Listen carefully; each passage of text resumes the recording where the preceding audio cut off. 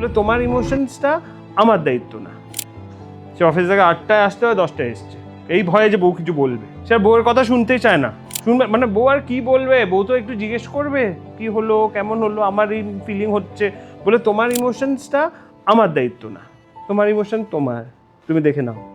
আমরা শুধু একসাথে থাকি, আমরা রুমমেট, তুমি শুধু আমার জন্য খাবারটা বানিয়ে দাও, আর আমরা পেপারে হাজব্যান্ড ওয়াইফ, বিয়েতে আমরা একসাথে গিয়ে গিফট দিই, সবাই মিস্টার অ্যান্ড মিসিস ডাকে, ওইটুকুই বিয়ে। কোনো কথা বলার কিছু নেই। আমি একটা গোমড়া পাখি, আমি কথা বলতে যাই না, একটা করে বসে থাকি। মানে সেই কাকুগুলো সেই বাড়ির কোনায় কোনায় পাবে ওইগুলোকে, সে বসে আছে, একটা খাঁচা দিলেই হয়, খাঁচায় বসে থাকবে, ওখানে ওকে খেতে দেবে, ওর সাথে কোনো কথা নেই, দরকার নেই। তুমি ওকে বর থেকে পাখি বানিয়ে দাও গো, আর একটা মানুষের সাথে বিয়ে করো, এর থেকে ভালো একটা পাখি পোষা। মানে সত্যি এটা মনে হচ্ছে একটা মানুষকে পুষে রেখেছি।